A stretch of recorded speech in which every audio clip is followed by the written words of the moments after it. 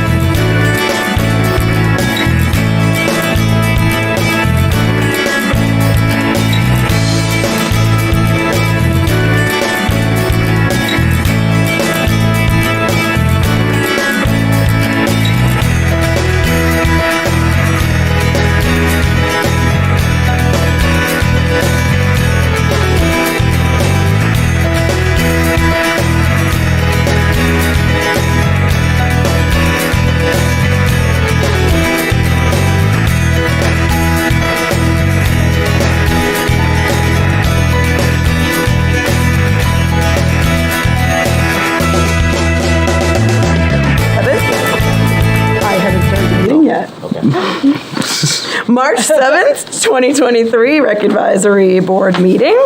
We're going to call this meeting to order. Welcome, everyone. Want to start out by welcoming our newest member, Nick Norton, to our board.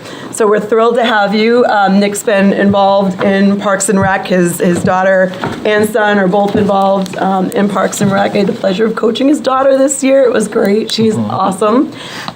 So we're really excited to have you. Thank you. We're going to start with Dave Tovey. Why don't we run down, if everyone could just introduce themselves for the record and just state your position if you have one. David Tovey, Assistant Director, Exeter Parks and Rec. Dan Provost, Board Member. Greg Beeson, Exeter Parks and Recreation Director. I'm Stephanie Papakostandis, Chair of Parks and Rec Committee.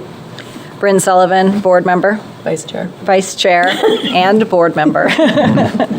Nick Norton, Board Member. And Mike Whistler, Board Member. And we are joined by Joanna Bartel as well. Thank you so much. It is a wonderful job. No public to make a comment unless, Joanna, if you have anything for us. All right. So we will go through. What I'm going to do is ask if everybody had the opportunity to review the minutes from the November 29th. Wow, November 29th. The November 29th, 2022 meeting. And if everyone's had the opportunity to review them, if there's any discussion, we can have a discussion. Otherwise, I'll entertain a motion to approve the minutes from November 29th, 2022. I would make a motion to approve the minutes from November 29th. I can second that. Second, I've got an approval and a second. A motion and a second. All those in favor of approving the minutes of November 29th, 2022, say aye. Aye. Anyone opposed, say nay. All right, approval of the minutes from November 29th, 2022. And we are going to move on. Smooth sailing. Mr. Tovey, basketball recap for this Well, can I cut it season. off Yeah. first and congratulate Steph for doing an outstanding job in guiding the 5th and 6th grade girls as underdogs to the championship again, back-to-back years. Here. It wasn't me, they were awesome. Yeah. Thank you, they did a great job. Nico's So- post was fantastic, too. Yeah. It was a tough year, but we'll discuss a little bit. I think some changes will be made. I will be drafting a year-end recap, and we'll be sending it over.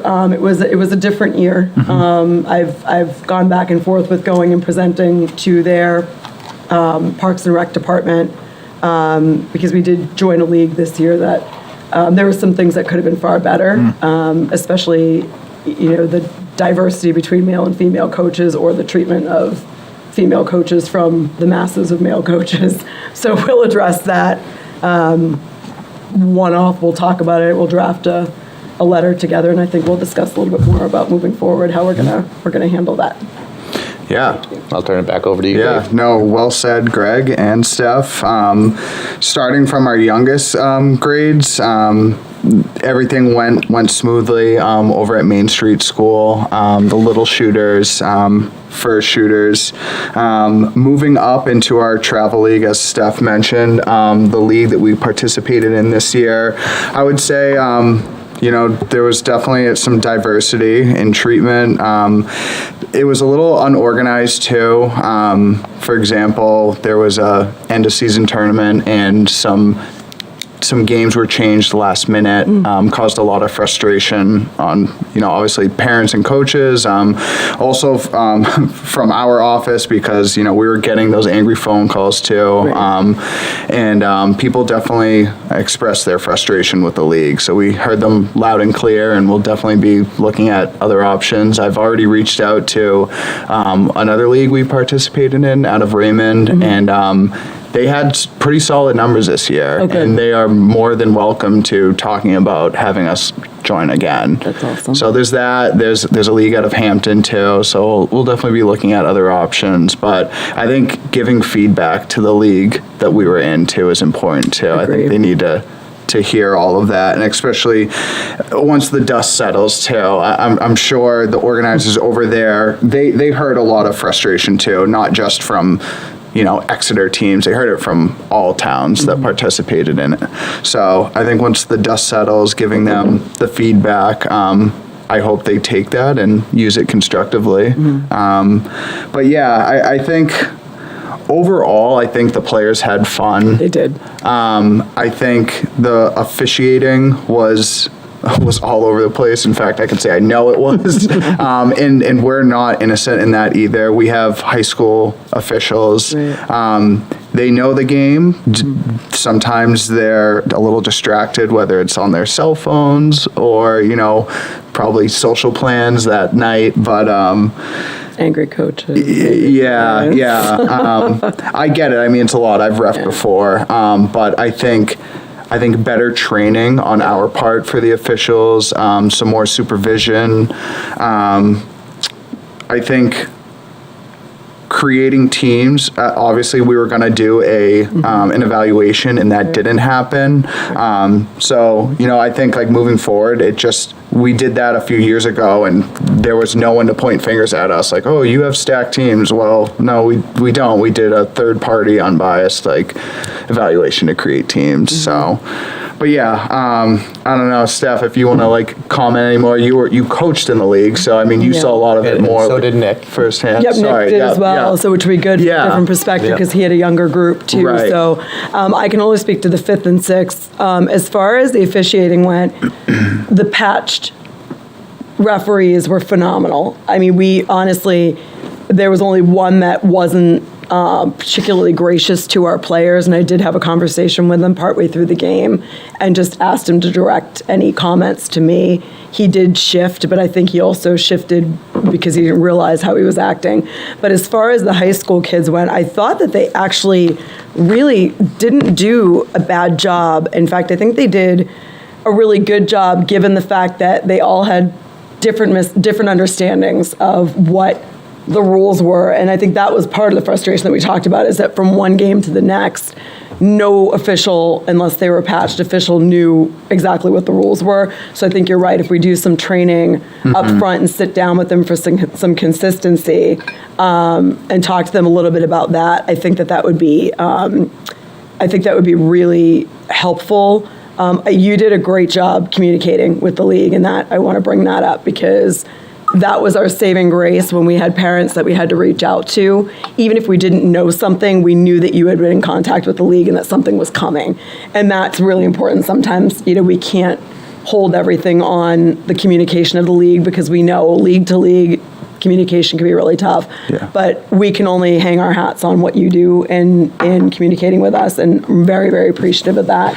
And we had a couple quick last-minute issues where I was able to pick up the phone and give you a call, and things were rectified immediately with teams not showing up or an official not showing up, and it was really handled well. So I think that it's a smart thing to look at other leagues based on this league. This year there were a lot of issues, and I think that there may be another league that might be a better fit, but who knows? This still might be a better fit depending on what conversations are had. Right. Nick, what are your thoughts on the younger teams? Because you had the 3rd and 4ths, right? Yeah, overall it was very positive. I think the kids learned a lot. We were very focused on sportsmanship and just helping your teammates and having respect for the other team. I thought the officiating was appropriate for the age level. I think they were, high school kids, but was there some distraction? Sure. But given the fact that we weren't really keeping records or anything like that, of wins and losses besides amongst ourselves, I think it was fine. David, you did a great job. Just constant communication. The Team Snap app, I actually used a similar app that Steph had used called Mojo, which I thought was great. Really helped to email, helped not to have to email everyone in mass emails over and over again. It was good for kind of little updates. I thought was quite nice. And the parents really were enthusiastic. I think with the other teams that we played, there were some coaches that were just a little bit more let's say aggressive or focused on winning. Yeah. And whether or not you deem that appropriate for that age level is a debatable thing. We chose to focus on, we love to win, but we're going to be good sports and learn a little bit. Yeah. And if you win, you win. And at the next level up, it gets a little bit more competitive. But I thought it was good. Overall positive experience. Good. Yeah. Yeah. So Especially we're actually, and kudos to Dave, we were placed in a tough situation too, beginning of the season, because we lost all storage capabilities at Lincoln Street School.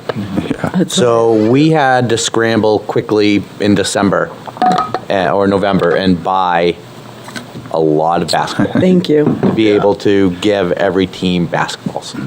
And we kept going back to it. So that was a financial burden the department had to absorb, but you need to have basketballs in practice. So that was one of the things that, and I know we've had issues in the past with the gymnastics equipment, which has always been a bane.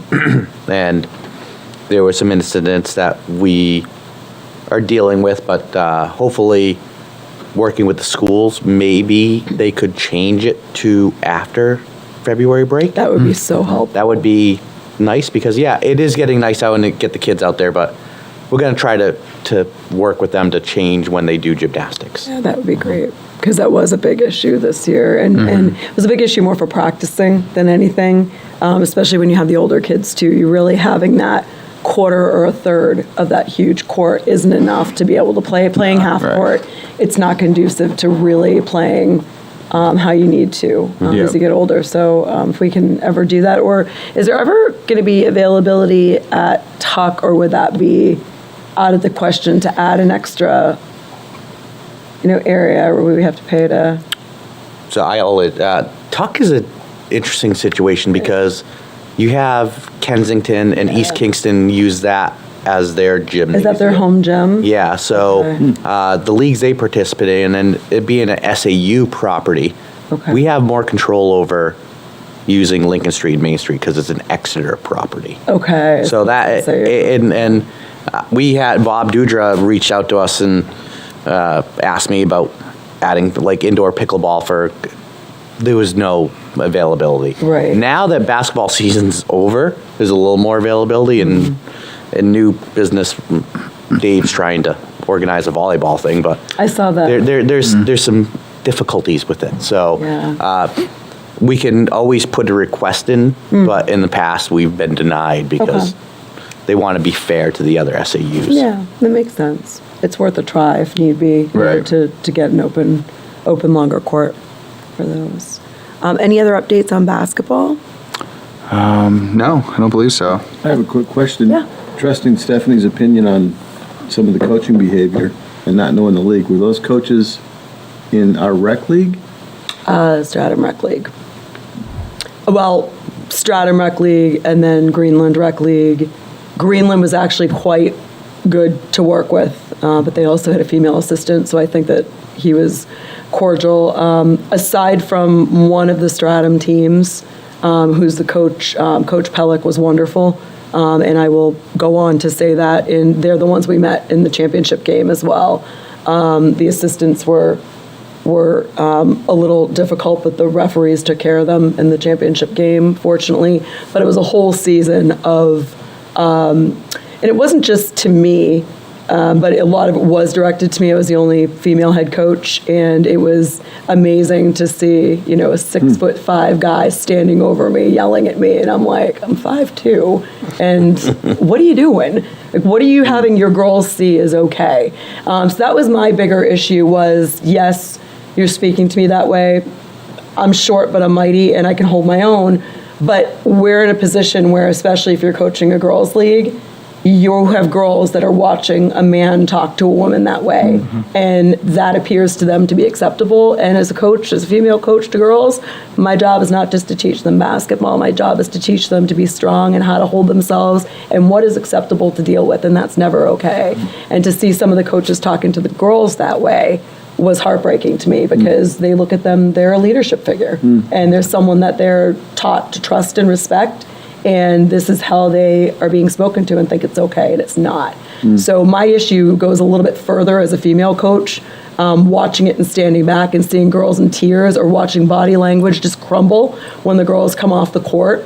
And in the meantime, in the opposite, my goal is to make sure that even if I had to correct something, sending them back on the court, that I was going to make them laugh with something stupid before they got out there. And they laughed and they went out and they had fun. It was always about having a good time. And some of them were out there to win for themselves. But it was, I'm glad to hear that. It was extremely contentious this season. It's always hard to get coaches. Well, that's the hard thing. I'm glad to hear it was not Exeter coach. No, it was not Exeter coaches, actually, and Dave and I spoke throughout. One time, I didn't even know this was happening. On the other team, I was flying solo because my assistant coach was out of town, and this guy was just screaming at me and berating me and mocking me. I had no idea. It's probably better that I didn't, but I had no idea this was going on. I had a bunch of the parents after were like, how did you not go after him? I'm like, I didn't hear, and I'm glad I didn't. But he was just so inappropriate, and I know Mr. Norton was probably at that game and remembers the guy doing it. But we did our job and took them out at the quarterfinals, and that was how we were okay, and that's what we did. And then we gave them a pizza, because that's what you do. At Exeter, that's what we do. So, our hope is that, really, that it is so hard to get coaches, and you know that. It is so hard to get, especially good coaches. And when you get people that come in that are good coaches, to have them turned off, I was so fortunate to have an amazing group of parents. I mean, I don't think I've ever had this great of a group of parents and kids to coach this year, which just made the season awesome. Made everything else just rolled right off because it was just so great. But we want to make it more positive for sure. I think switching leagues probably is going to help with retaining coaches too, because I don't know, like, if you guys would want to coach in that league again.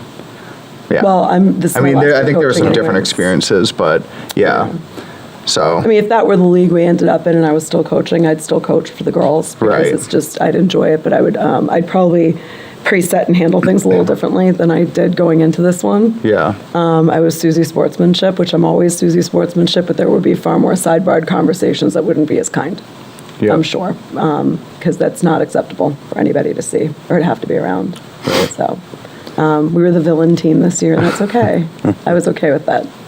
Returning champs. We were vindicated by the refs that the way we played this season, even though people were saying that it was, not I'm glad to the hear rules, that too. he absolutely outright said they are not playing zone, no matter what. The whole entire league, everybody came in like zone before the game even started. Yeah. And it's like, we haven't even taken the court yet, and you're already calling it. It's not the case. So, anyway, so that was, basketball. I think we'll hopefully have a good group of volunteers moving forward. But I do think that our players were better off for the competition, just it could have been done in a better way.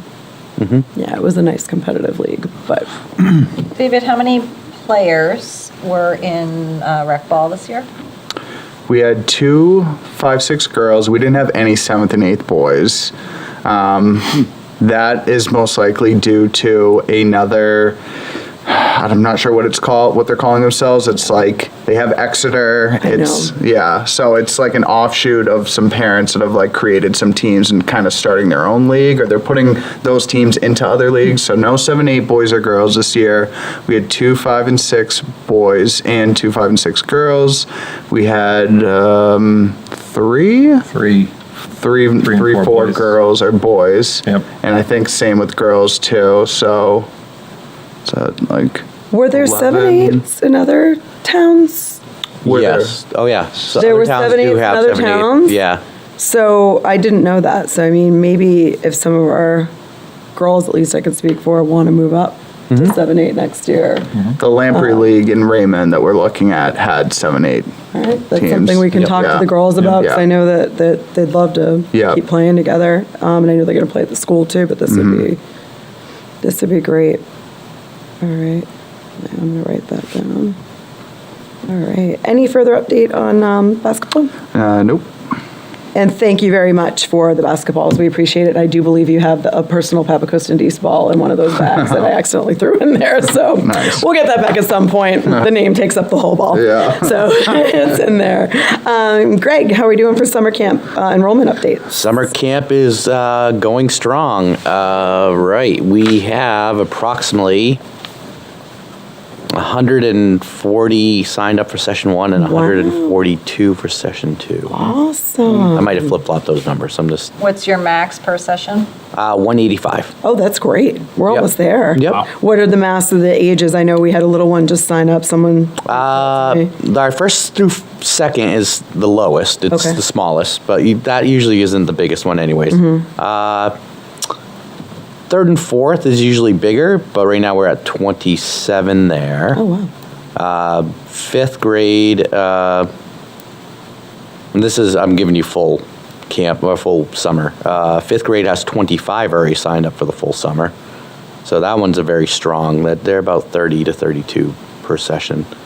Grades 6th and 7th have 34. Really?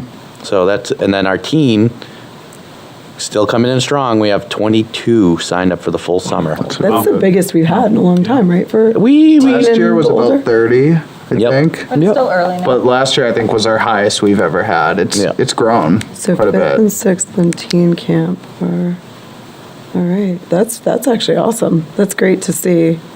And we're right in the midst of going through interviewing. Caroline Thurma, our new rec coordinator, couldn't be here she had an appointment because she's planning a wedding, FYI. That's exciting.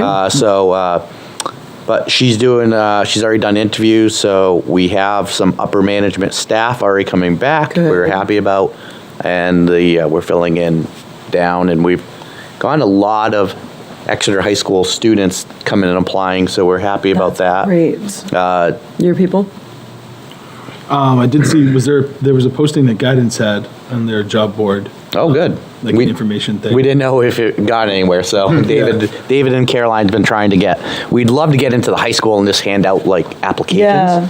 but they haven't responded back to us. We But emailed the principal asking. Did you guys There put was a out time we could come and set up a another little thing table. to St. Thomas as well? You want- Put it in the newsletter? we will be. Yeah. Yeah, 'cause that would be great. I think during that would be lunch. good. Yeah, Yeah. exactly. So Dave, if you want to throw something in the St. Thomas newsletter too, Yeah, that no. goes out every week. We talked about it because us being alumni, we like to Right. throw it out there. And I still have a bunch of volunteers for you to help you guys out when you start doing any painting or cleaning up. I got a whole baseball team that is Nice. looking for We got plenty of painting up community there. service, and we'll. And we'll get there. That's the right. dugouts. So we're very happy. We're I'll just piggyback. We're still looking for plenty of lifeguards. I was going to ask about But that. Dave's a trainer, so we're going to be putting together a class. Dave's going to organize that with Phillips Exeter, so we'll have their pool. How many do we have now? for lifeguard? There's 8 or 9 returning. Okay. And there's 3 manager positions. 1 is full. I have an interview tomorrow with someone else, so I'm feeling pretty confident with managers. Who's anyone returning for managers too? Or are these all new ones? We have someone last year who was an assistant manager Okay. who's returning this year. What to about be the man- one that was a little bit older? She was awesome. She's not old. I shouldn't say that. We have no managers return other than that Okay. assistant. Yeah. But Okay. I know I think I know which one you're talking She was about. Yeah, she had like a medical background, medical Yes. training. Yeah, she was great. She was great. EMS training. Yeah. Nice. Oh, that's great. What is the minimum age to be a lifeguard? For Red Cross, it's 15. We try not to hire 15. But we did hire a couple last year. But yeah, We had some Is it issues with 15 or too. 15 and a half? Do you decide, do you Believe it. differentiate between the? I believe it's 15 according to the American Red Cross. Got it, okay. I'd have to double check though. And is your training or employment trained to hire? Is it reimbursement for the training costs? How do you guys handle that? If they were taking out like the class with me, it'd be trained to hire. If they can't take the class, we would reimburse them. Okay.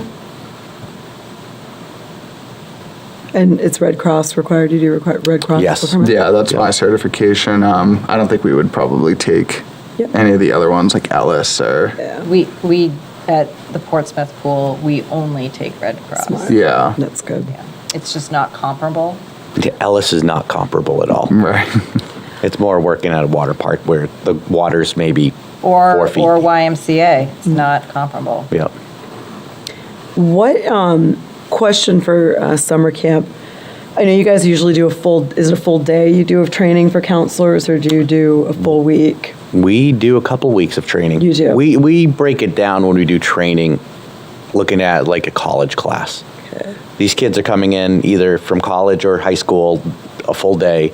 We Right. don't want to burn them out. So we do in the afternoon 2 to 3 hours, if that. Try to keep it short and sweet on certain topics. And then we are trying to organize an all-day one where last year we did a joint training with a couple other rec departments where we paid to have someone come up from New Jersey that they're camp specialists. So that'd be good. so we're looking to do something like that as well. even if it's just us. Yeah. So, but Exeter is very fortunate to have some camp experts, so we're hoping to convince them to do some trainings for us. That'd be awesome. And my question / request, because we've, seen it over the years, how it's changed, transition from certain staff to a different generation of staff. And I know from my son's experience, and I don't know if you can speak to it over the years with Ben and anyone else's who go, from when my son was younger, the engagement of the counselors was far greater with the kids. And they weren't allowed to have their phones out, or they just didn't have them. And I know over the last few years, feedback from a number of campers was that they just felt like the counselors really didn't do anything with them. And they were on their phones, or they were chatting with each other, and didn't really make it fun. And that's part of the experience. I mean, I remember picking up my son, and, he was bandaged up, but he had the best day of his life because he was doing like bucking bronco with Jordan or something, but I mean, they were so engaged with these counselors that at the end of the year, they were sad to leave their counselors. Yeah. And we don't want to see our kids sad, but we want to see them sad to leave their counselors because they made an impact on them. And over the last few years, I've seen a difference between the interaction just on drop-off, pickup, and stuff like that. Yeah. So I don't know if it's just a generational thing. I sound so old or feel so old saying that. But did Ben give any feedback on things like that? Well, both of my boys made friends with their counselors. Same with Teo. I think the phone thing is, it's the nature of the beast. Yeah. My oldest was in camp 10 years ago. So they weren't really prevalent. And they weren't as glued to their phone even 10 years ago as Yeah. they are now. Yeah. So maybe it's And I don't- in the box kind I of. can't imagine trying to be a camp counselor and saying, put your phone down. I'm a parent, they don't put their phone down. Yeah, but I mean, if you have, similar to school, if you're a staff and you know that up front and you're signing in, that goes in a box unless you need an emergency. You mean the staff put their phone away versus the Yeah. kiddos? The staff and the kids, personally. I mean, I think that parents should be phones are for emergency only. I know I roll my eyes. I have 2 kids that are glued to it. I get it. If But we my gotta child does not try. reply to me in 3 minutes We from a gotta text try I to. send, I start getting upset. Exactly. I'm the same way. However, we all know as parents with kids at camp that your kid's probably doing some activity or should be doing some activity rather than sitting on their phone, Yeah. because they could do that at home. I don't know for the cheaper. policy on the phone. I'm just Yeah. the nature of the beast, I think. Is Yeah, I mean, I'm more concerned about. every year, I think it's more prevalent. Yeah. that kids are just glued. I'm more concerned about the staff factor because it's their job to really ensure a good I think summer it's for those certainly kids. something David can think about and Greg give thought to on how to approach that as a training topic and setting some parameters. Yes. So- Because we do encourage them to take pictures. Right. Because that's why we started that Facebook page, which has been a big hit. I know with my children in daycare, seeing those pictures of actually what they're doing is impactful. You're like, oh, wow, they're playing dodgeball or doing this. So it is a balancing act. I do know one thing we are adding, excuse me, is we're going to be adding a component of DEI training to it, because we did have some issues last year that we want to make sure that they're prepared to deal with them. Yeah. So that's one of the big things. So we're really trying to ramp that up, because that's been the hot topic even nationally for Parks and Rec, is DEI training and What is that? diversity, equity, and inclusion. There's a version of it called Jedi, which just might be a catchier topic when dealing with camp counselors. It's like justice, equity, diversity, inclusion. So it's the same exact thing, but just has a cooler acronym. Yeah. They like that. So when Yeah. approaching it on the training, it might look cooler if it's called Jedi. Jedi training. Yeah. So that's great. So, all right, I'll expect an email with that link. I got it written right here for it also. So, so I know we're already talking about training and doing some That's more awesome. joint training. So we do take it very seriously on training them. And I always, when I ran camp, I always ended telling them, you should make your kids cry Yeah. at the end of And they summer. should miss them. and really, and camp is not for counselors. Right. That was a big motto. After campus for counselors. Yeah. At the end of the day, that's when you Yeah. guys go out and Yep. have a good time. Do you guys ever think of something I was thinking of when I was a counselor, They actually took us all as a group to a ropes course, and we did part of our training there, and it was a great. We did. Oh, there is. We have done it at the Was it Brown at the Center in Brown the past, Center? but Yeah. Brown Center is very expensive. Is Yeah. that what about like Monkey Trunks? In Rochester, that's where they Most sent of the their monkey trunks are counselors. closed. The one up in Tamworth is open still. Is it? Yeah, there's one in Tamworth, and there's 'Cause one the- over. I don't think No, the no, Tamworth one's gone. one's a parking lot now. Yeah, it is Last gone. I knew it was. Yeah, no, And that's I went up. recent. Yeah, like 2 years ago. yeah. Didn't survive Oh, COVID. wow. I think so the that shut. pandemic, and What about the one in York? the one in. Oh yeah. The one in We've done York that over one. Seacoast. Yeah. Yeah, the one. in But York. I mean, the Volcano. Brown Center is expensive because it's a team building Correct. training versus just a ropes course. Right. So there's greater value Right. it, So yes. they're teaching them in throughout that. the course. But, if other, like back to your collaboration with other rec departments, that potentially could be something. Yeah. You could split costs or something. Absolutely. That's It'd be yeah. really If, fun. we all wanted to look in the Brown Center. Rent a day and we're all getting Yeah. quadrants of time. Yeah. We may just have to go and help them out with the training. I know, right? I'm thinking that would be fun for us all to go and help them out training. While we're on summer camp enrollment, can we just dip into the 10 Hampton Road and the Planet Playground as it relates to camp? And is there going to be any change in the flow of traffic or anything for pickup and drop off as it relates to the new property? So we haven't discussed it yet, but we have discussed it on the range site. And that it all hinges on a lot of things. And obviously we'll get to that, but that is a possibility. The thing is, if we do drop off at 10 Hampton Road, getting the kids down to the playground is tricky. It was only that the pickleball senior games, which is not coming back this year. That was really the hassle. The Big Brothers Big Sisters handled it perfectly. So I would say we can look at it, maybe. No, I don't think there needs to be a change. I was just based on some of the previous conversations about there just being like, it's just hectic right there. That corner is just hectic. It is very busy, but I think properly, and we're doing parking lot improvements to both sites, so hopefully that will help. And we had talked a couple years ago too about doing almost like a Chick-fil-A type drop off where you have the pad, you pull in, you drop off your child, you sign them in for the car, basically dump them out, Yep. and then you head out. Any thoughts on doing that again? I know that's more difficult on pickup, but at least for drop off, it might keep traffic going. We during COVID, like when we had to do that, it was Right. it was difficult managing them because we'd have to pull them so far around. So now you're having the kids walk more in the parking lot yeah. to get. Okay. So Yeah, that makes that because we don't want to back down on Hampton Road because it will quickly Right. back out Yeah, you're right. Hampton Yeah. Road. You're right. That's something Dave and I can talk about of options of. Yeah. And of course, it's really the first day is really the most hectic. After that, it's really calms down because parents realize like, oh, all right. For those parents that work later, I don't really need to drop them off until almost 9 o'clock. Right. So I'll drop them off. I don't have to be there at 8. We do have a problem with reminding parents that drop off starts at 8 and not earlier. And I understand people's work schedules, but make arrangements. You have to. So that's the one thing we've seen it more and more in the last couple of years of, wow, there's 10 kids on the playground as the staff is arriving. Right. Unsupervised completely. Question 2, there's a larger group, in the older groups, the older 2 groups this year. How many bike racks are down there available? Because I know a lot of the older kids tend to ride down. There's one that can accommodate 20 bikes. Okay.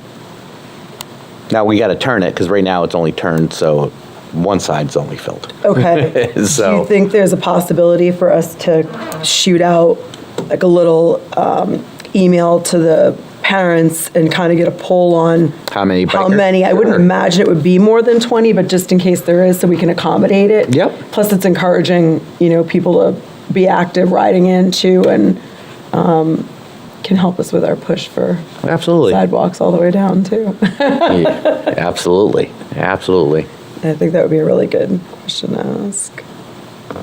Good questions, guys. Any other questions on summer camp enrollment? I like that you brought up the drop-off pickup because that was something in question. Yeah. So you did bring up the rain day situation. How is that going to work now? Are we approved to get in the building on a rain day now? How is that going to work? So, all right, we'll jump ahead to 10 Hampton Road real quick here, and then we'll circle back. So last night at the select board meeting, we have initially put out an RFP to do basic renovations to get the admin staff in there, and the programming space on the first floor Awesome. done. Very basic. I mean, there's still more that could be done on the first floor, but we're adding an ADA egress and entrance on the backside, so it'll be a ramp. We're not touching the foyer first, except for fixing some tile work. We're going to fix the bathroom so it's ADA compliant, and then we're going to create the 2 programming spaces. So if that gets done, which the RFP stated that it needs to be done by May 31st, I believe. So it'd be time for us to move. We'd be able to get up there and at least use that just to get them into the first floor. How many will it hold safely within compliance downstairs? Oh, well, Don't ask, all of them. all of them. Yeah. I can see the fire chief coming down. That's why I'm It's asking. more square footage than the bathhouse. So, Yeah, that's true. It's more than the bathhouse. Yeah. It smells better too, Yeah. for now. that being said, Preemptive thinking. we presented to the select board last night. So there, in September of 2022, Governor Sununu announced that he wanted to set up a community center investment program for $20 million. Because he realized after COVID that community centers make a major impact on communities. Yeah. So this is obviously leftover ARPA funds for the state. He's working with the CDFA, the Community Development Finance Authority, who manages a lot of the large grants in the state of New Hampshire. And they put together this awesome program looking primarily to increase public recreation facilities. So they will match, they will fund projects up to $1 million and as low as $100,000 with a 15% match. I was very surprised when I saw 15%. That's high. That's really high. Well, that's low. I thought it Wait, was the good. 15 is? Yeah. 15. Yeah. They normally I ask thought for the 15 50. 50. Oh, 50. oh, This just is kidding. 1.5. Oh, I thought you said 50. Sorry. So That's what you said. Never mind, I'll change. we have been very successful over the last several years, except for the COVID pandemic year. The revolving fund has a healthy balance of approximately unaudited of $185,000. Okay. We can comfortably say we can contribute $100,000 out of the rec revolving fund to go towards this match. So, all right, right there, we're at 10%. Okay. We also have some money left over from the Warren article, minus the minor renovations, so that could be another $25,000. And then we also have recreation impact fees, which we have about $36,000 in that. So we 15%. that's 15%, but to leverage to actually have a stronger application process, they tend to like to see people have more than the 15 minimum. How much do they typically want to see? That's a good question. Nobody's really said outright. No, so the select board is open to hearing numbers. When we come back, I have to meet with Melissa Roy and Rustine and come up with a number of what we're going to approach, and we're hoping that the board would have an appetite to contribute some ARPA funds. Okay. So that would get us additional, and then we looked at it, and Melissa pointed out last night, it's almost literally like you're doubling your ARPA funds by getting this. And Absolutely. I mean, the number of things that we could accomplish with this, I mean, replacing the HVAC system in the whole building and modern filtration system, ADA accessibility to the second floor, ADA upgrades to the upstairs bathroom, flooring throughout the entire building, as Bryn can attest. Flooring and tripping hazards are a major portion of it. Programming space renovations, entrance enhancements, second means of egress from the second floor. We have one and on very old farm staircases, you guys remember. So trying to figure out how to do that. Drainage work around the perimeter of the building, and then electrical upgrades. And part of this grant also will provide, you can fund architectural and engineering of the renovations. So we did have some numbers. We're trying to figure out what ones we're going to try to plug in there. But one of the things that we are doing as well, that we're doing a level 2 energy audit of the building to kind of really also pick out places that we may need to make it More efficient. more efficient. Like, does it need more insulation in the attic? Does it need, because half of it's built in the 1860s. Right. So how well is that insulation in that portion of the building? Yep.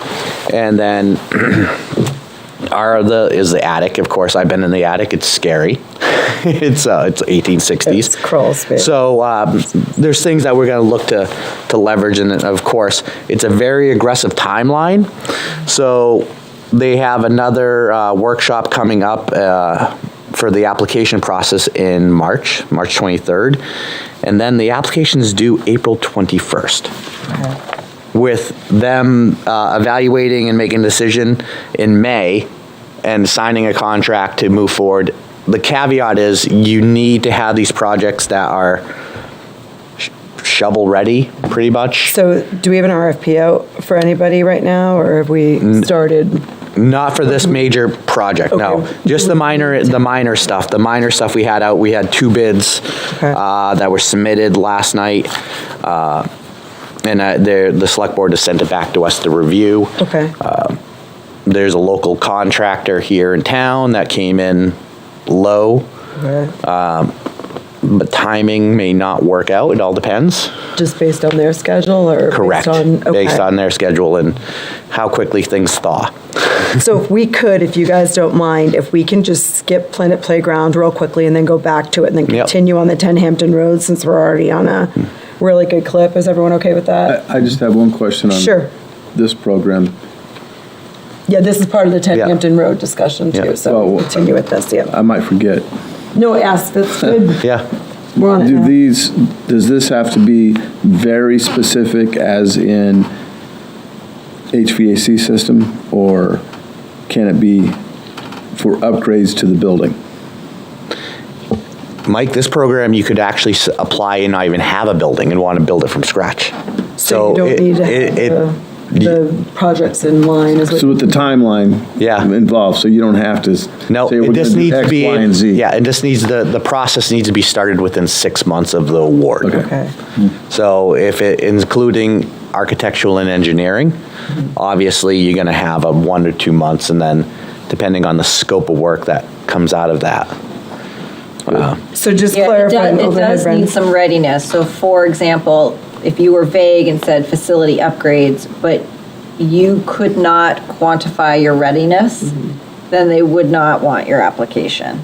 So you could say facility upgrades, and we're doing X, Y, and Z to assess those upgrades, or you were giving some sort of timeline for RFPs or some kind of timeline for a construction project start date, then they'd be okay. But they want a readiness component to this. Okay, and when you say readiness, that doesn't mean that they need a broken down exact list of what you're No. going to do, just an overview of this is what we're hoping to do, and oh, that's my microphone, I thought it was my drink. That's not caffeine, I swear. All right, so we don't need a specific list, but this is the stuff that we hope to do, and you kind of put that in as that. And we do Ready, have, ready. we do have the We've numbers. been ready. We have the numbers. I'm already ready. Right. Because No, we right. put this together when we applied for the community development block grant. So we have all these firm numbers of how much Right. things would cost. So it's do we skimp on something so we can make sure, the big thing is the accessibility to the building. Right, that's huge. But a big component will be the energy efficiency, because they literally call out, we're going to focus on these specific things: developing a new center, rehabilitating a physical or outdoor programming space, expanding a center, improving systems that impact heating and cooling, energy efficiency, health, safety, and comfort. So like, we can't skip on those parts. Check. Check, exactly. So everything that we've already focused on has it. And then, of course, it needs to demonstrate a public purpose. And our biggest thing is the voters of Exeter wouldn't have voted this in if they didn't see a need for a community center for our seniors and our teens and our young adults. And then a financial need for the program, obviously. We don't have really money to renovate the building. And then capacity and readiness, which check and check. So we're ready to roll. Yeah. Yeah, that's good, because looking at the program objective section on this, I would just take a big pencil and go, funds to rehabilitate community center. Yep. Right.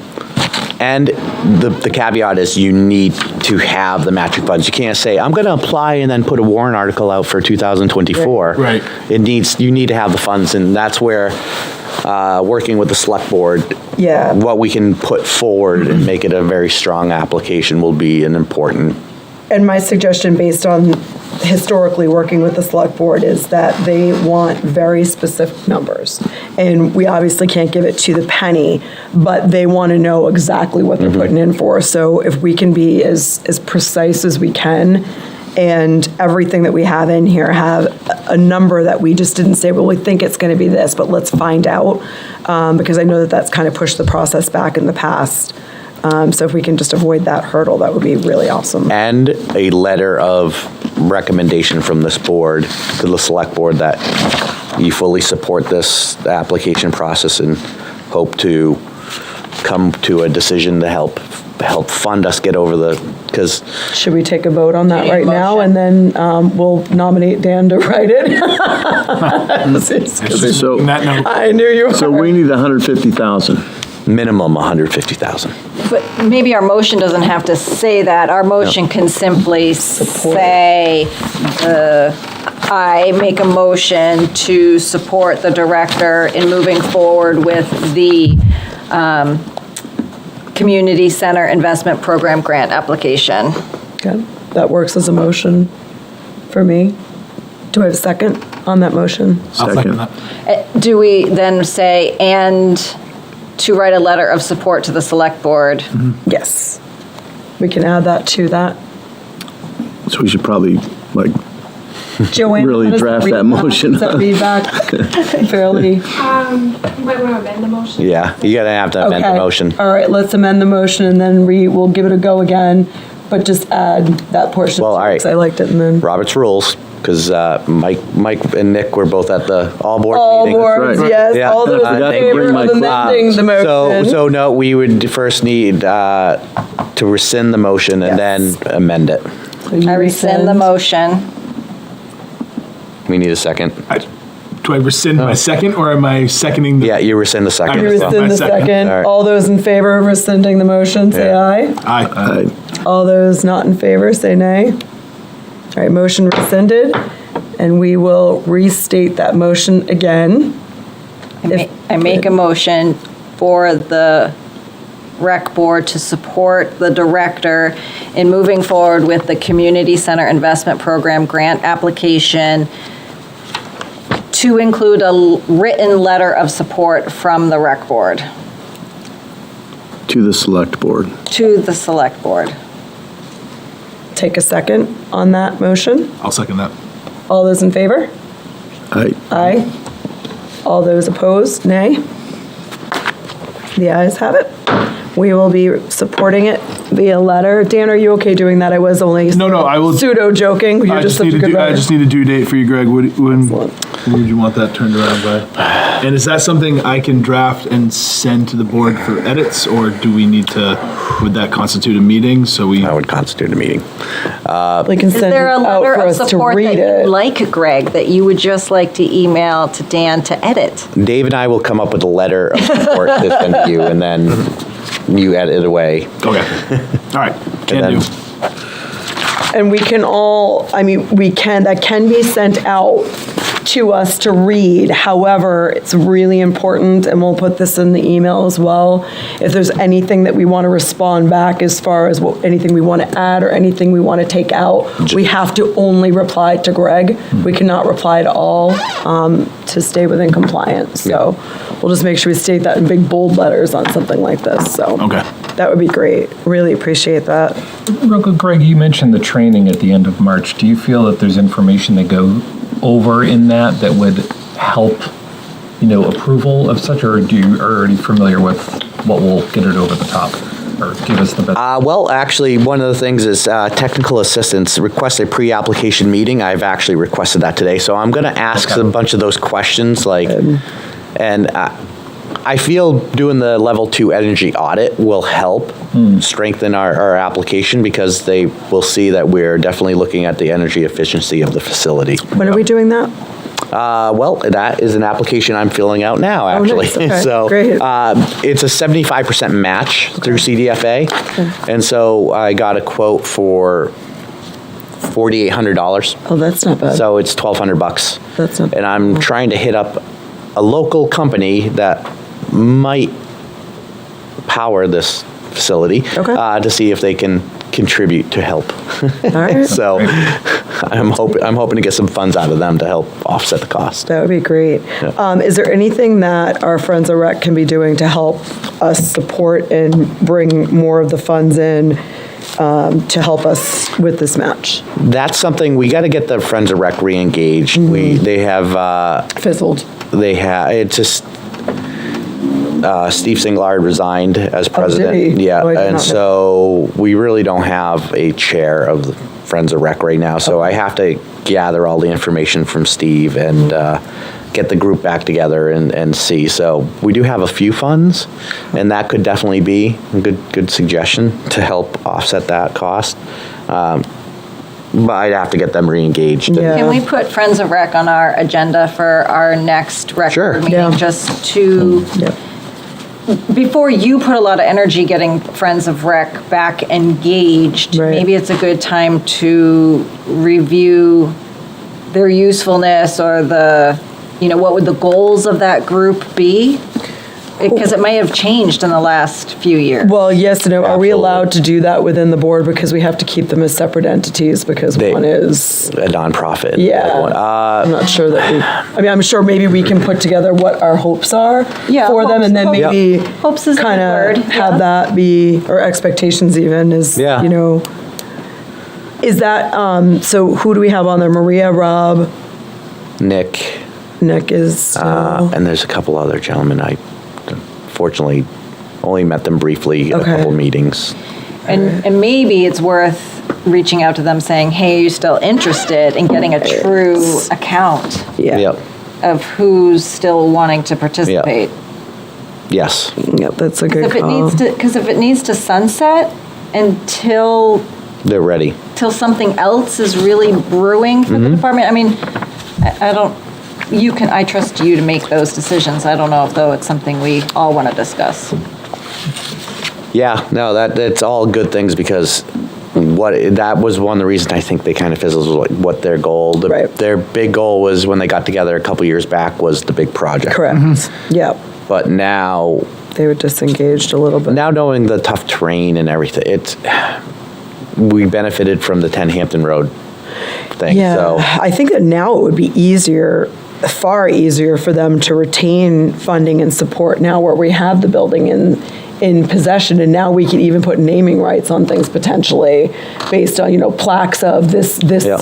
ramp was donated by, yeah, a certain. as long as we get full select board approval. Correct. And get their buy-in first. And Yeah. you're right. And our ultimate goal maybe is down the line is building a gym, because we Yeah. know we need that Yep. larger space in town. And wouldn't it be great to have just like, all right, kids, thunderstorms coming, get in the gym, instead of like just stuck in cover, and then maybe we bust them out of 10 Hampton Road.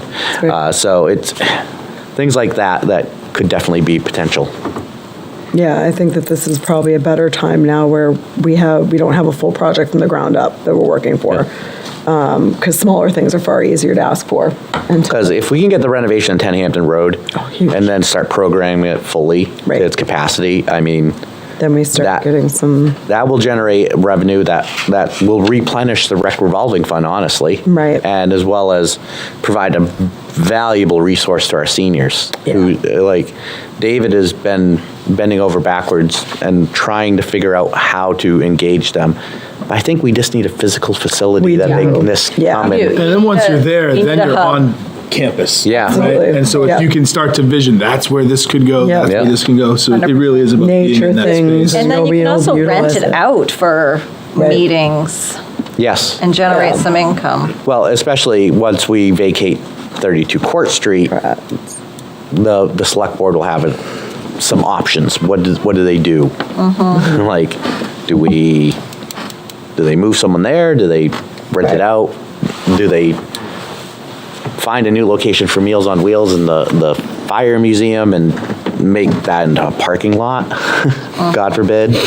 Keeping it our building. Our building will never get torn down, but No, the senior we center won't is a change salvage that. building. So, Right. I mean, there's a number of options that they're going to have to go through, and I wouldn't be surprised if it's similar where they're going to want to put a town vote. What do you want to see us do? Yeah. You want to see us sell the building? Do you want to see us keep the building? Do you want to see us develop it? The town never likes to be landlords, I can tell you that. We don't want that option, but, I mean, just getting our, even if we don't get the grant and we get these minor renovations done, it'll be for us and Right. the admin, and getting up there and have a little bit of programming space it'll be nice. just moving you guys there, period, Yeah. is a huge step in the right direction. And moving all the storage over there as well. Which That's going to be. one of our intern this spring is actually moving stuff now. Oh, well, good. Well, So hot dog for the one intern. of That's his awesome. jobs. I So like that. That's awesome. Any other questions, discussion on 10 Hampton Road? Anything that anyone can think of? It's a good overview. This is awesome. I'm really excited to see you guys doing this, and let us know outside the letter. Dan, thank you for that. Whatever we can do to help on this end, we're in it. Planet Playground update. What do we have going on? I can tell you, and it's not much really. I just kept it on there. There's been open dialogue between the company and the town manager's office. So we hopefully will have some good news or some news either way next month. Okay. So I wish I had better news. That's But okay. the grant application for LWCF is open, so if we can eventually nail down the sale of Planet Playground property, we can apply. Is that the 500,000? Well, the playground, we can get up, the playground designs that we had put out there, we would go re-engage them and try to whittle those down. Big The lowest one was 585, which is actually pretty good, reasonable, and it's a 50% match. So you're talking $260,000 or $280,000 for a playground. An ADA compliant, which there is a House bill right now on the floor in Concord that will require any playgrounds built or renovated after January 1st of 2024 to have poured-in-place surfacing. Okay. So we're already ahead of the game on doing that. at Yes, some point. so I mean, for us being proactive and having that included in our design Yeah. out there is going to be important. I don't know if the bill... Specify what kind of pour in place, or is it? That is the problem they're having is because I talked to the bill sponsor and saying, there's this matting that we just used on Park Street that's actually very compliant, because they're basing the RSA that the bill they want to pass off of the RSA they have in Massachusetts, where it's required if you build a new playground, you have to have accessible. It has to be accessible fully. Even though wood chips are still considered accessible, Not really, they are not. though. It has to be the poured in place or a rubber matting. Right, and we want that anyway. Yeah. I mean, we're going that direction. It's important that we have that for everybody. So that's something. It's hopefully we got to purchase the property first, Right. plain and simple. Because And if we get that, I think we're going to need to have, either an extended evening meeting or one of those daytime meetings like we had before, where we actually sit down with these planners and kind of reset them a little bit on what the expectations are, because although the designs were beautiful that they brought to us, there was a lot of empty space there, and there were so many things we could have pulled from it to have added more to it. I think they were a little too straight up theme based, and with that came dollars, and I think we can still keep it fun with a slight theme, but keep it a little more generic. But the spacing is actually appropriate. All the space, that's compliant from playground safety. For the size that we have, Yeah. Well, we see a plan and playgroup. because there was Let me a lot of empty bite my space tongue there. here. Plan and playground was built long ago before standards changed. Okay. Yeah, So we're just used to seeing radius. that. I'm involved in a project right now, and I'm learning a lot about playgrounds. And the reason there's not much stuff is because you have to have this fall radius. Okay. There's a critical fall height and there's a fall height. Yeah. So Planet Playground would be deemed extremely dangerous. Even, that's what makes it fun. But yeah, Right, that is what makes it fun. but on a liability side, Right. which is there's another House bill up in Concord that wants to make anyone employed with the town liable For what? for anything. Yeah. That one will get quickly shot down. They came up a couple years back as well, where they wanted to. Someone proposed a House bill that wanted to make towns and school districts liable for any injuries occurring on playgrounds after school day or that's good. during off hours. And you just have to remember, in the state of New Hampshire, the beauty of our legislative system is that all bills go to the floor. Yep. So people can bring things that aren't going to go anywhere, but that they still get to go onto the floor. Yeah. You don't get weeded out in some pre-committee process. Interesting. So, yeah, we could still re-engage all of them anyways and Yeah. do some, but all of the things that were included in those were things, can we get rid of the themes? Absolutely. Yeah. But that's only going to save us a few $1,000s. Yeah, I mean, I think I really liked the fact that they all kind of stuck to when the princess one went a little rogue, kind of missed the mark on that, so we can maybe ask them to not come back. Yeah. Like, we told them what we wanted, and they came back with a princess, Yeah. and that was kind of interesting. Not that we don't love princesses, we do, It's but, best to stay away from any specific gender yeah, identification. absolutely, especially, yeah. And then actually, the company that built Planet Playground reached out to me last fall. Really? And the select board and the town manager.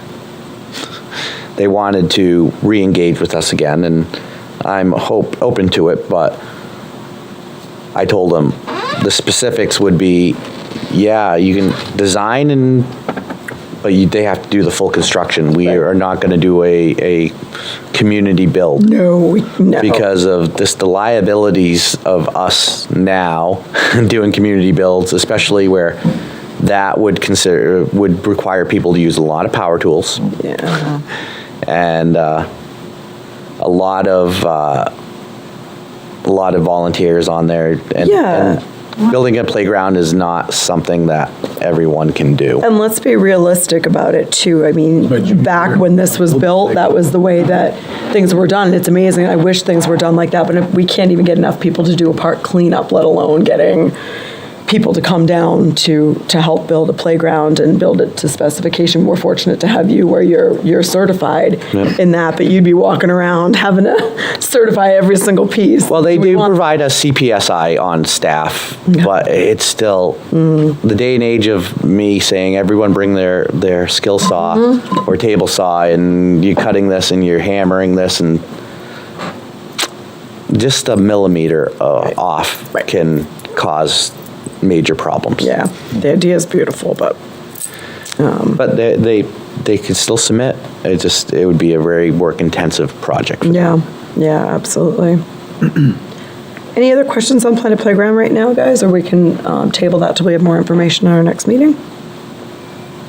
All right. Spring, summer updates. I know it's snowing, but spring and summer are around the corner.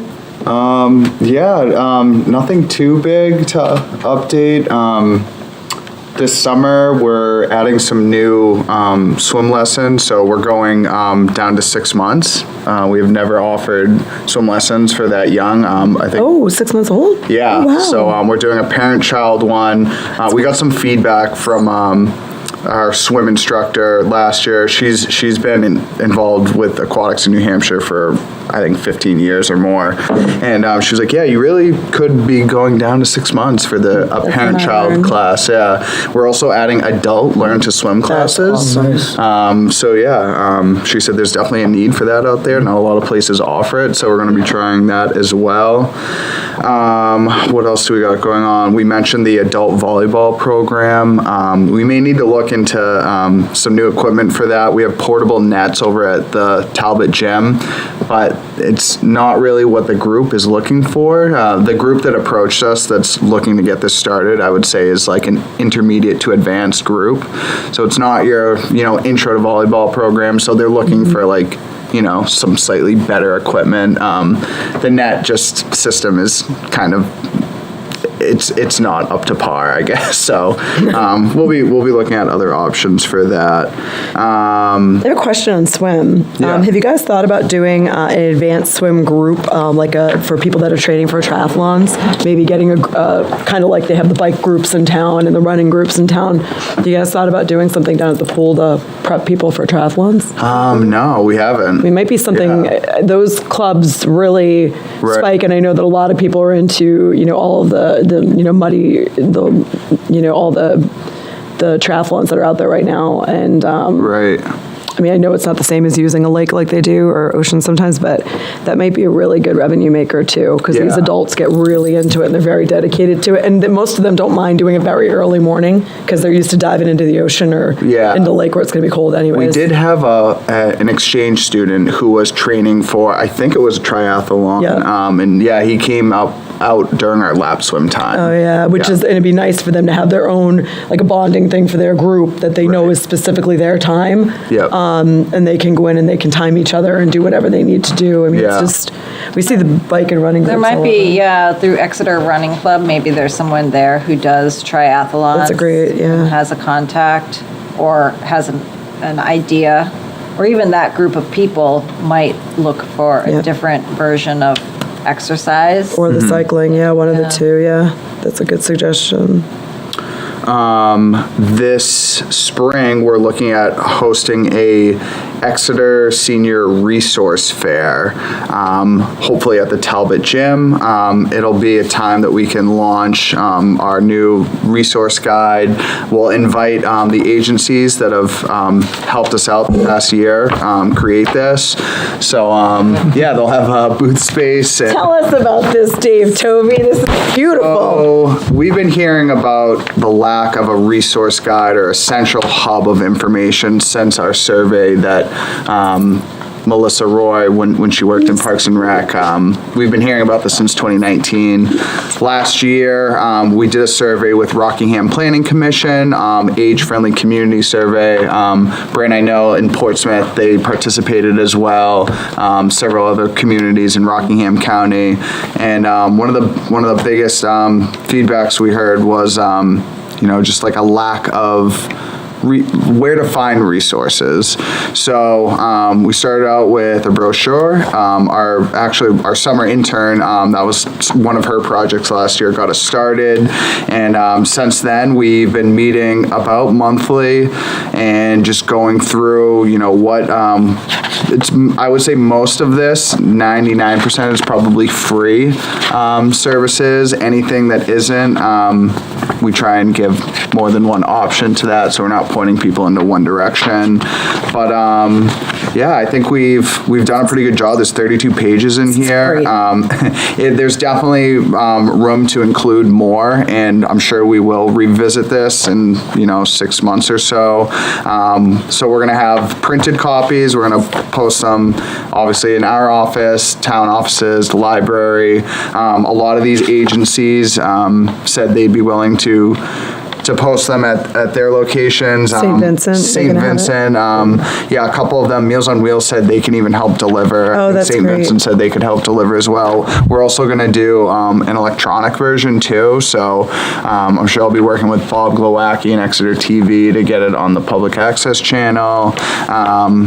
Yeah, just really anywhere, as many downtown businesses, anywhere that'd be willing to help share this information. Are there, how is this funded when you do this? Because I was wondering if there's an opportunity for advertisement in this, because I have actually a friend who about 5 years ago just started up Seacoast Medical Meals. They're medically per person, so they look at their dietary restrictions and they'll do specific meals for the week for them based on if they have diabetes or dietary restrictions. Yeah. Like, I'm sure he would be interested in maybe doing some sort of advertising and doing that in here. Is there an opportunity for that? Or? Yeah, I think so. One of the things we've been talking about with the council is there's a company in Hampton who prints they call it the Exeter COA newsletter, and they mail it to us. Basically what it is it's like the Meals on Wheels monthly calendar. They've included the Parks and Rec trips before, but they are very interested in printing this for us. Oh, nice. But they would include a few pages of paid advertising. So it's free for us, and that's how they pay for, That's great. for there. So that's something we're going to look into now that this is complete. I'm going to be meeting with them again. But This yeah, looks awesome, by the way. This looks fantastic. Thank you. This is great. And I love the picture in the front. It just makes me so happy. They're so cute. So this is fantastic. I'm really impressed. And this is the second one you've done, right? Because you've already did one initially. There's been quite a few drafts of these. This is great. Yeah. Really well done. And I like it's not too busy. Contents are easy to find things. This is just great. It's awesome. There's been a lot of feedback from the council, and I'm really appreciative of that. All their feedback. It's been The great. standardization of it is really impeccable. Just the way the contact information is laid out on each one, it Yeah, I really was is thinking that too. impressive. Awesome. Yep. And the hospital section, I was really impressed when you go back to the back there. It's so easy if you need to find something, or an emergency service or anything, it's right there. This is so well done. This is awesome. I'm sure it'll grow. I know, like, just before the meeting started, we were talking about the community fridge. I think that's something that should definitely be in there. Yes. And that'll be easy to add to the electronic version for sure. And yeah, hopefully that resource fair, we're going to hope to do that in the springtime. Will be sort of one of our ways we can help announce the launch of this. We've been talking about maybe like doing some sort of like a press release or a story on it too, maybe in a local newspaper, just to help spread the word on it. Fantastic. This is great. Any other summer or spring updates? Nothing. Pretty much status quo with everything. We're planning our senior summer barbecue kickoff now Yeah. too. So When is that going to be? May 25th we're looking at. Is that what day of the week is that? It's a Thursday. Now, is that, where do we have that? It's going to be at the town hall again. With Swayze Siphon Project, we can't be down there.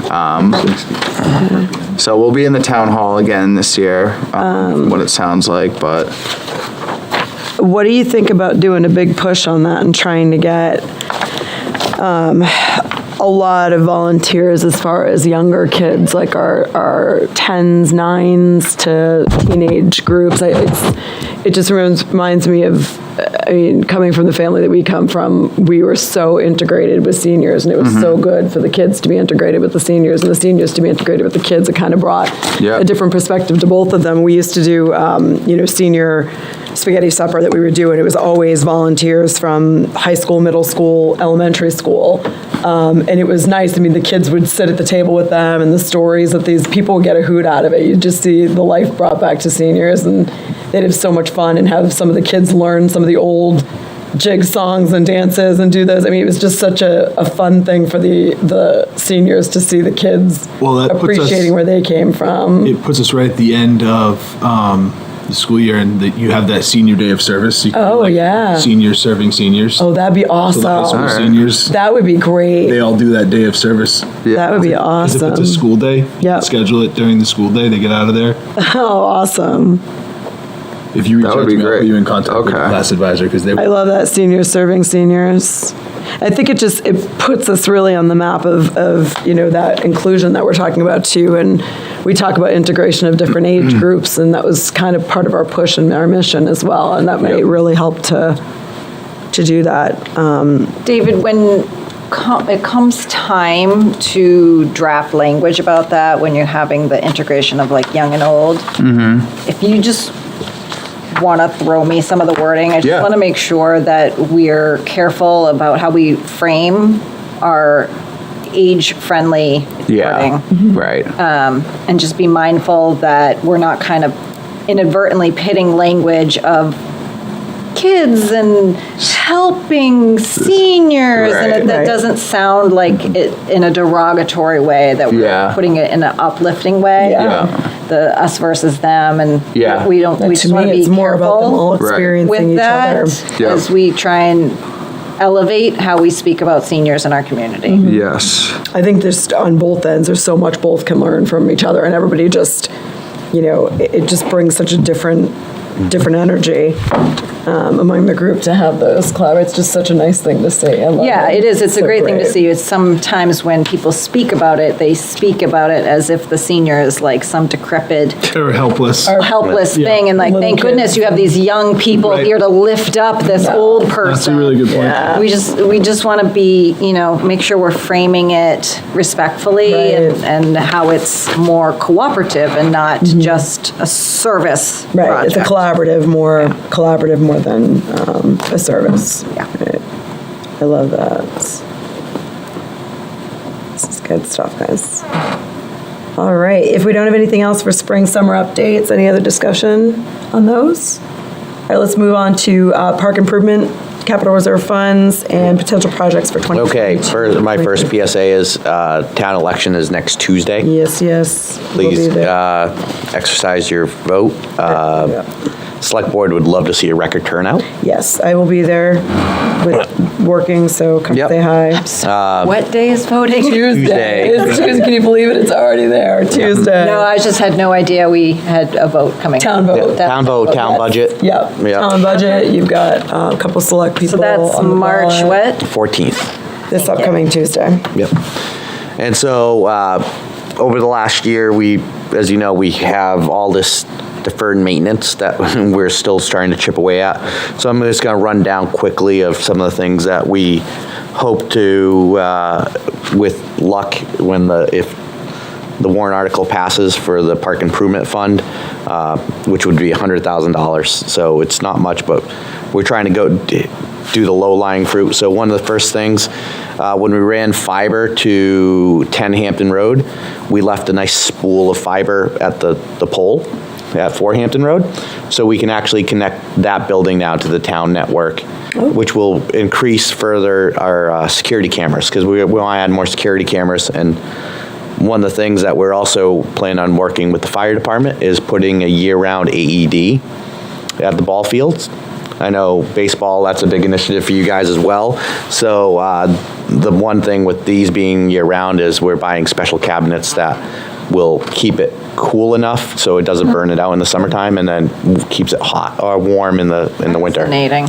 Yeah, it will be wired to our alarm system, so if it opens, dispatch gets it, someone goes up there, but it also takes a picture of who's opening it. Wow. And that way we make sure no one in, but we also want to put eyes in the sky on it as well. So that's one of our big things, but it's also, we've had a lot of internet problems, especially with our filter system. One of the things that's connected to our phone, and I always lose that connectivity. So having it in the town network, it'll be a little more reliable.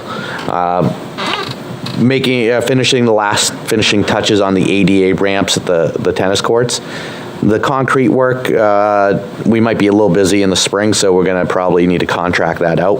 But we're also going to cut away a portion of the upper courts going into the tennis courts to make a ramp as well. So the upper courts will be fully. Right now, there was a paved ramp that was put in that's been chipped away over the years, and so one of the things that we've added this year is we're working with Northeast Passage in Durham, and we're having adaptive pickleball. So we'll have 6 to 8 wheelchairs there for people to use for pickleball. Yeah, they're doing that at the Y too, yeah? Yep, that's where Yeah. they're continuing it to the outside with us, so that's a good thing. Yes, great. The pool needs painting this year, and we're very fortunate that our Parks Department now comes with a lot of expertise. Jason Bastine, our foreman, was the director of maintenance at Water Country for off and on for 20 years. We have just hired a new laborer because our laborer got promoted to Public Works. Scott Thomas is going to be joining us on March 21st, and he is currently a maintenance manager at Water Country. So both of them have painted those pools hundreds of times. So that is going to save us about $60,000 painting it in-house. We got 2 quotes, and it was really, one was $70,000, one was like $82,000. You mean drain and paint? Drain and paint. Drain and paint, okay. And patch a few of the concrete Yeah. areas and do that. When are they looking to do that? We are looking to, it's going to be at all departments going out and helping. Mm-hmm. We're hoping to do that late April. Okay. So- And let us know too if any of us can help. Yep. Probably not because of Insurance. and it's stuff. insurance and epoxy and all that and fun stuff. It's all right. One of the things that we are working on as well is laser regrading the softball fields at the rec park. That's another one. Every 3 to 4 years, it's recommended you do it because the material blows off, gets carried off with kids' sneakers and Yeah. cleats and everything. And we've got a lot of tournaments down there this year Yeah. too, and my kids' legs have been regraded year after Yeah. year after year. And so they're going to regrade it, laser level it to make sure it's perfect. We're going to work with the contractor because it's Dur Edge. We have to go with a certified Dur Edge contractor because they only want people that know what to do. And but our guys are gonna work with them because what we're gonna do is sod cut the perimeter of the infields, peel it back, remove the material, and make sure we don't have that lip anymore. So that's going to be a fun experiment.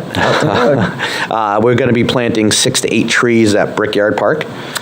We are part of the tree committee, and we have been voted again, selected 4th year in a row, Tree City USA. So Are we dedicating those ones this year?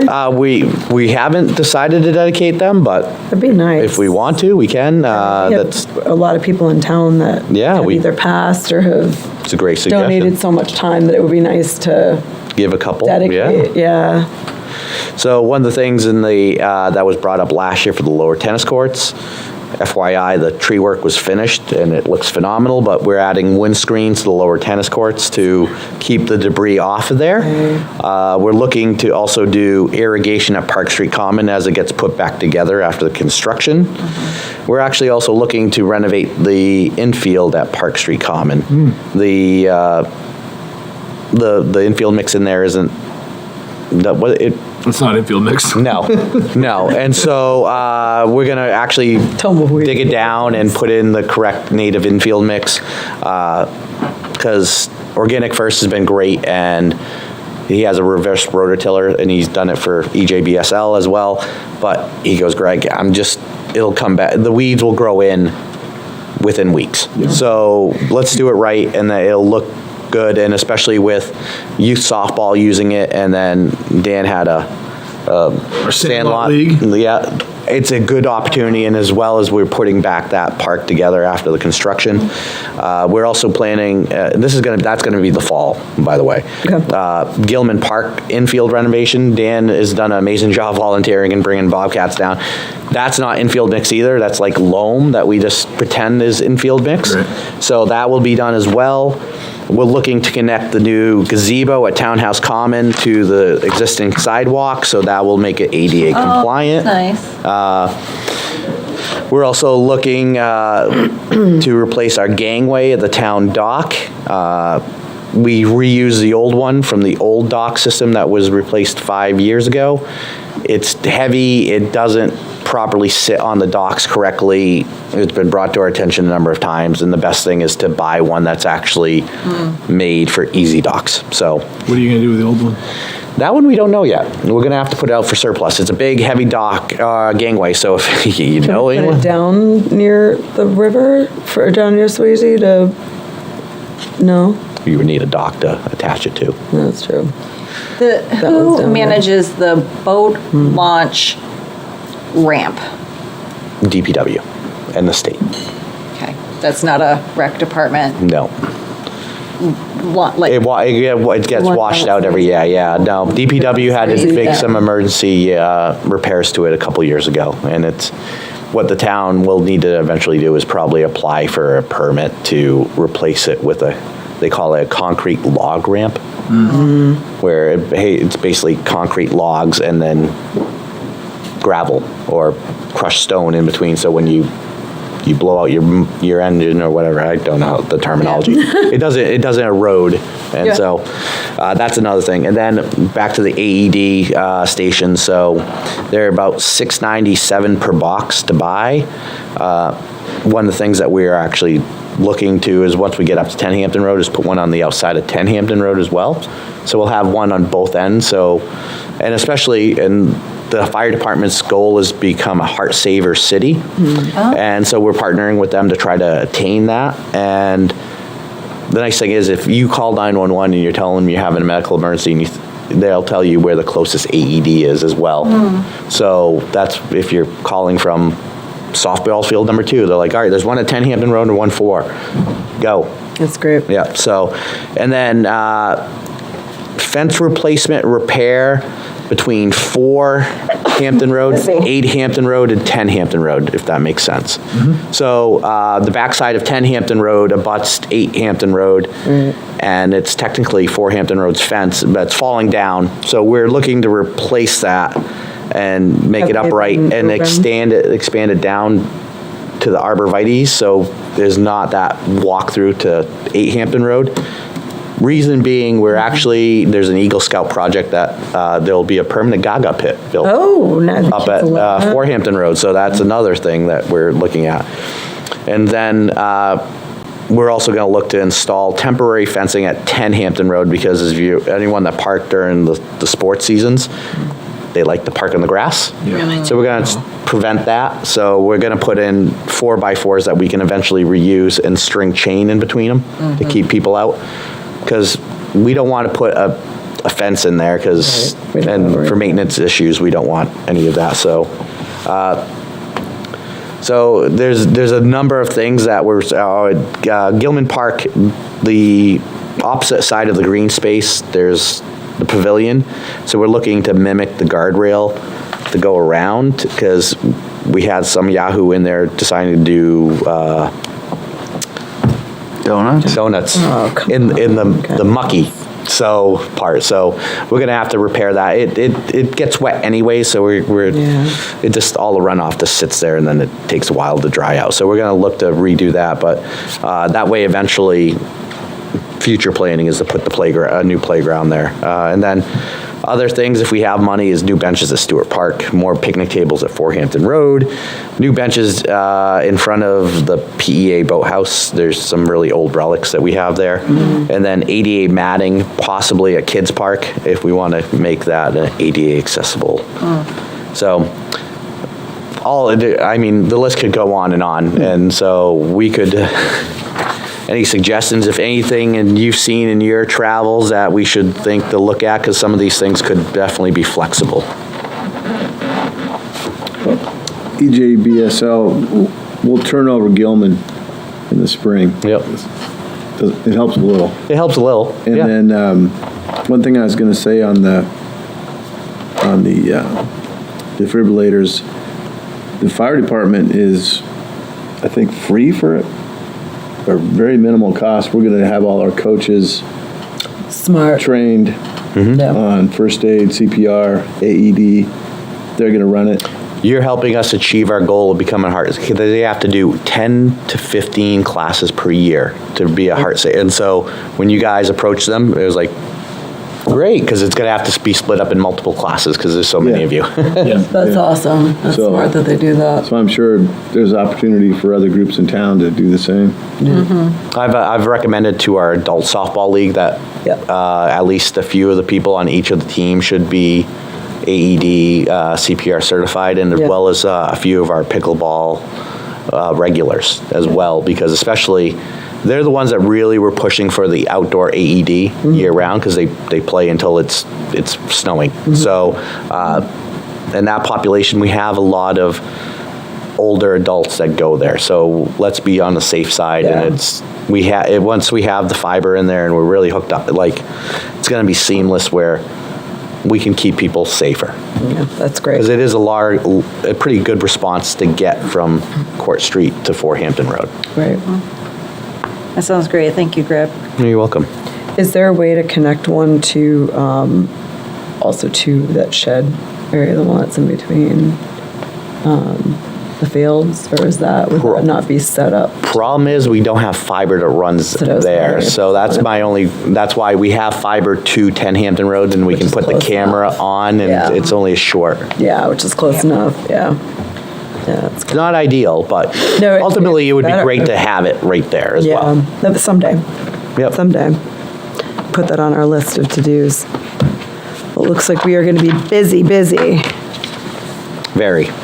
All right, I think we covered most old business. Do we have anything additional for old business that we want to bring up? I do know that powder keg tickets have been on sale since last year already, so don't wait to get them. You can get them right now as well. And we are doing the full session this year. It will not be broken up into two. It will be one big session, like One big we wanted session, that. 1 3-hour session, or if you want to really go all out, get a VIP ticket Right. and get an hour in early. Right, I love that idea. I do too. Well, And we usually see them leaving. We're It's actually going to coming out. start planning meetings this month. Awesome. Just go after some more sponsorships, especially now that we're going back to classes you can take home. Yeah, did we Last ever reach sponsor. out to Well Told, to Dan at Well Told? Not yet. I can reach out to him today and have him reach out to you if you want. Yes, Tonight? because Yeah. we have to, it's a joint effort between us and the chamber, so we have Yeah. to look what's, That's perfect. I'll reach Yep. out to Dan and see what they can do. I know they'd love to be part of it. Yep. And I know they probably want to see if they could do a booth there too. oh, and lastly, David was able to, on new business, we secured a water bottle sponsor for our summer camp. Yay. And we will have water bottles available at the concession stand. Nalgene water bottles. Wow. Yeah, so, What are they charging for those? we're spending some money, but that's the sponsorship helps offset a large cost of it. So Can you give us an update? I'm sorry if I missed it at another meeting on the aluminum. that is now a warrant article. Correct. So and- tomorrow on Tuesday. On Tuesday. So that's something the select board decided not to make any kind of decision on because of the petition warrant article that was put out. Right. So that is something that was debated. One of the things that we are looking at to solve some of our issues at the concession stand is we've in deep negotiations with Pepsi Cola, having a fountain system put in. Ooh. So we're going to be serving, because the nice thing is we can get the syrups for Gatorade. Like so the we, ones where you can press. Yeah. So we will be able to sell all of the a lot of the Gatorade flavors that are popular. Some Powerade Zero in there, will you? That's a Coke product. Get some Gatorade Zero in there, will you? And then Kids could fill their. well, they would order it, so you'd still get it in a paper cup with a compostable top and straw, and here you go, and now it's compliant if this Rather would than the pass. cans, I like that. And not to say that the profit margin's a little bit better than what we currently, so that's something, but Pepsi Cola is also very interested in sponsoring a number of our things with this because they look at it as an opportunity. We might get some nice umbrellas for our pool. Nice. Ooh, that's actually really serving nice. Pepsi, yeah. I'm sure they'll have tents and tarps they Yeah. can do. And they're interested in sponsoring some other events as long as they can get their face out there. So I'll take their Caroline face. was the one, our new rec coordinator, that got us connected with them, and so we're working with them. We're looking at possibly anywhere from a 5-drink dispenser to a 12. So we might do away with all cans as well. Interesting. We'll see how it is, but if it's not feasible revenue-wise, we're working to see how we can work it in. Yeah, maybe summer one is 5 and Yep. summer, then you see how Yep. it goes, another one the following year, you know? Yep. When we're ready, I have a couple new business questions. How are we doing on old business? Are we I have an good? old business question. Yes, sir. A year ago or so, a group came about the skate park. any forward motion from them Yeah, at they were all? great, the two young kids. Yeah. Their engagement? No, I mean, I met with them a couple times last year at the school and kind of put the onus on them to plan out a couple like information type events, and they just kind of fizzled out. They were so cute, they were so gung I think ho. our goal was to really have them take the lead on that, Sure. and then be supportive of anything that they were organizing. And so it's teachable moment that if you want to get this stuff done, you gotta Yeah. follow Yeah. through. And I think Bryn can attest, that's how really it moved in Portsmouth, right? There was a big movement. And so anyone that wants a new skate park needs to, It's also it's millions of dollars. So the reality of, I think, what they're looking for versus Greg and the rec department prioritizing it for repairs and safety and better lighting. I mean, that can be an ongoing conversation that we could make sure that that's part of kind of like our annual discussion for that, treating it like one of our parks. But if there was to be anything major renovated to that particular parcel, it would, the new standards, it's concrete pads. Yeah. It's just massively expensive, millions of dollars. and we really need to get them to buy in more, because as a typical skate park, my guys are up there, could be for hours, cleaning up debris. It's a mess, yeah. And we put out extra garbage cans last year, and speaking to one of the parents, he goes up there and he goes up and does cleanups, but it's just weekly, Yep. week after week of just It's a mess, discarding their trash. yeah. That was a great question, Mike, thank you. And Bryn, you had a question on new business, you said? Well, are we done with old business? I believe so. Yep. Yep. We recently had a survey come out about bike walk survey. Haven't got the results yet. Okay, is it still open? Is it closed? I don't think it's open anymore. Yeah, that would be a long period of Yeah, time. yeah. A lot of people did respond to it. Yeah, please do keep us posted. Yes. On the bike walk survey. And was that a Rockingham Planning Commission survey, or was that Town of Exeter? Town of Exeter with Rockingham Planning Commission. Got it. Because there was a warrant article last year that was voted in. Okay. Secondly, April meeting is during school vacation week. Yes, should we think about that now? Yeah, that's a really Yep. good point. Let's take a look. Do we want to bump it a week similar to what we just did? Probably a good idea. So we're Okay. looking at May 2nd, then instead of the 25th. So I don't know if you want to email that, Greg, just Yeah. float it and see if we can get a quorum. Yeah. Yeah.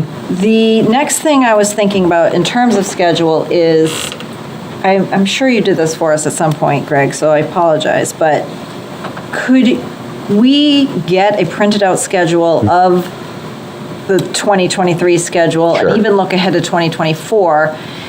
Because perhaps as a group, we could maybe at our next meeting say, yeah, we're not meeting in July and August, or we're not going to meet on these certain months, or you could inform us, you know what, this is a slow time. We don't have to meet every month at this particular time. And then look at that as even, because I know as a board, we voted about doing quarterly, then we came back to monthly. But naturally, we don't always meet anyway, so maybe we could be a little more strategic about it. Yeah, we were doing monthly and then we'd push it forward, but to your point, we haven't been as strategic as we can be about it. Yeah, I think if we've we been just more look at solid. it and say, we know we're not meeting in these certain months. Right. And then that breaks it, okay, that means we only meet 9 times a year, but hey, we know we're really quiet in the winter or whatever. Yeah. Right, When we're in the middle of Well, programming like- rather than the beginning and the end. December, Yeah. I think, is one Yeah. we never meet. Yeah, so if we look at it and then that just says, oh, okay, then we're only meeting X amount of times a year, and then these are the months that we're meeting, and we know it for sure. Yeah, we can definitely. yep. At least I would appreciate that Sure. type We of can do that. planning. Absolutely, that's easy We'll to look at do. those, yeah, we'll look at those dates and we'll pull those together. But I can do a doodle poll for May 2nd. Yeah. see who's available. I know. And very I am easy for because you now. don't have to worry about 91A to say if you're available or not. Just answer Right. the poll. Yep. Yeah. Put in your availability. Yes or yay or nay. We have an account at Exeter Parks and Rec for that. That's perfect. And then when we do meet, we seem to be hitting a 2-hour mark. And I don't know how other people are feeling, but I wonder if we could be looking at our agendas and and taking a few items off, or I feel like 2 hours is a long time for a meeting. Well, this one, we hadn't met since November. Oh, well then maybe 2 hours seems fair. Yeah, if it were monthly, it'd be far. If it was monthly, it would have been Yeah. a lot shorter of an agenda. I want to Okay, have. okay, Yeah. that's fair. Yep. Thank you. Yeah. Yep. Because trust me, this is my bedtime. No, Yeah, I and hear I you, would but- say, something that I really appreciate that the EJBSL board does is Patrick, the president, he designates sort of like a time with each one. So like basketball recap, 5 minutes. Yep. And then it's like, we're just be aware of, this is a recap, not a discussion. You know what I'm saying? Yep. And then the bigger items where it's like, no, this is going to be a 15-minute discussion. So having that as sort of a ballpark on the front end of the agenda, so Sure. we kind of know, all right, we've I like gone past that. 5 minutes. Are we all kind of just saying the same thing Yep. all over again? Yep. Right, it's an update, not a discussion. Yeah. I like that. Keep putting, And here's a recap. if there were, and to go further on that, if there was anything on here that warrants a discussion and then might warrant a motion, maybe giving us a heads up that that's can put what it the rec together. Sure. department would seek, like an example of a motion or a sample motion or, motion desired or something. So again, we know that that's going to be a more heavily discussed I topic. could even actually write up motions ahead of time. Sample motions. Right. and Yeah. some- Yeah, I and if love we a need to nice tweak sample 'em, we motion. can. Yep. Absolutely. Yep. We can do that. And then, coming back to our schedule point, do we have anything major coming up that we as a board need to know about, to support, or, what, is there anything big on the horizon other than just getting you guys into 10 Hampton Road? I think up until we get into the fall, it's more, the fall, we've got Powder Keg is our big one. And then, I'm not doing a food truck one this year, right? No. Okay. So, You don't even have to answer now, but maybe, like, if there is something big, or maybe there is one of our bullet items can be, like upcoming projects or upcoming Yeah. special events or something, just to give shape a little bit to how we could help or planning our calendars. Yep. did we ever do the Sweetheart Dance this year? We did. How did that go? Very well. Good. Big Yeah. numbers? That should have been Big, good numbers. Lots of sponsorships. good. Yep. Yep. Good. I don't think that gets enough recognition. Is your Sweetheart Dance a father-daughter dance, or is it a everyone? Family. To everyone. Yeah, in Portsmouth, ours is too, and do you get any pushback to bring back a father-daughter dance? Never, because there was never a father-daughter dance. in Oh, it Exeter. never was. We were the first ones to start putting out these dances, and so I've gotten a lot of national phone calls from different universities because we were one of the first ones that put that inclusiveness out there.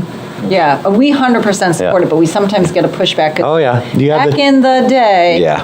Yep. it was this, and we have to kind of go through the spiel of what. We get those father-daughters, but we have the moms and kids that Yeah. come and dance, I mean, and yeah, it's a the- great opportunity. Yeah, it's always a lot of Yep. fun. It's always a lot of fun. We had so many giveaways too. Shaw's Really?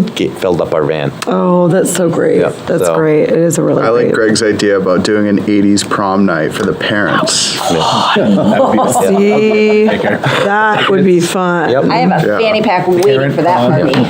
Yeah. I gotta And- send and it to provide- Jersey. That will trump your fanny pack. And provide childcare, like providing a That's childcare portion so the great. parents can enjoy themselves. But I married my prom date, There so you I go. could be. we could do a whole redo of Oh, it. you guys have to bust out the actual ones. Yeah. Oh Bring the man, white tuxedo back. that could be awesome. but to Ruffles. Brid's point, we're now approaching 9 o'clock. So Right. Yep. All right, my friends. If there's no more new business, I will entertain a motion to adjourn the meeting tonight. I make a motion to adjourn tonight's meeting. Second. I second. All those in favor? Aye. Anyone opposed? All right, meeting adjourned. Thank you. Thanks, guys. Thanks, Steph.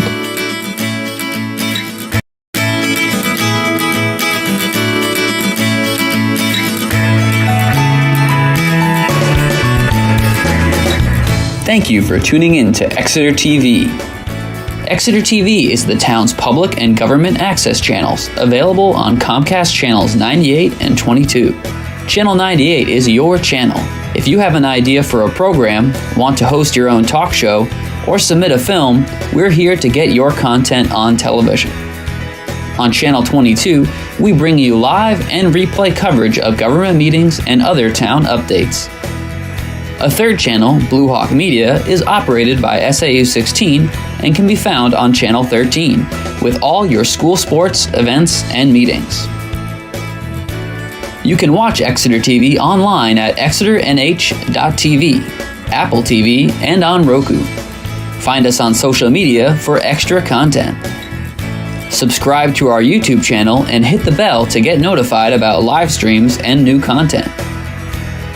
Tune in to our platforms every other Friday to watch the Exeter Biweekly Report, with recaps of recent events, updates from town departments, and messages from nonprofits in your area.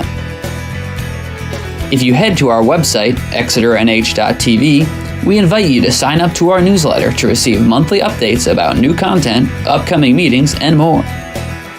We'd like to thank you for taking the time to watch Exeter TV and hope that you tune in to our other content as well.